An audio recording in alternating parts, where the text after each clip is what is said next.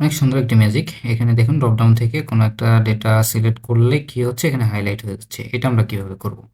আসুন এটা নিয়ে আমরা আলোচনা করি। এখানে আমি প্রথমে ডেটা ভ্যালিডেশনটা করে নিই। দ্যাট মিনস আমরা ড্রপডাউনটা করে নিই। ডেটা থেকে আমরা যাব কোথায়? Data validation.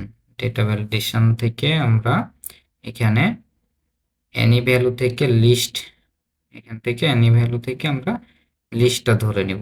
নেওয়ার পরে আমরা এখানে আমাদের ডেটার সোর্স কতটুকু অংশ নিতে যাচ্ছি ড্রপডাউনে, এটা সিলেক্ট করে এন্টার প্রেস করলে আমাদের ড্রপডাউনটা কমপ্লিট। এখন আমরা কন্ডিশনাল ফরম্যাটিংয়ের জন্য সবগুলো ডেটা এখান থেকে ধরে নেব, সিলেক্ট করে নিলাম। নেওয়ার পরে কন্ডিশনাল ফরম্যাটিংয়ে গিয়ে এখান থেকে আমি নিউ রোল সিলেক্ট করলাম। নিউ রোল সিলেক্ট করে ইউজ এ ফর্মুলা এখানে ক্লিক করে নিয়ে ইকুয়ালস টু, আমরা সার্চে কোথায় কোন সেল আছে সেটা সিলেক্ট করলাম। করার পরে ইকুয়ালস টু দিয়ে আমরা কি করলাম, আমরা হেডিংটাকে ধরে নিলাম। নেওয়ার পরে ডাবল দুইটা F4 দুইবার F4 প্রেস করে দিলাম লকটা করার জন্য। দেন আমরা ফরম্যাট থেকে ফিল কালারটা চেঞ্জ করে নিলাম, যেটা আমাদের দরকার সেই কালারটা চেঞ্জ করে নিলাম। দেখুন হয়ে গেছে। এখন আপনি ট্রাই করুন। Thank you so much.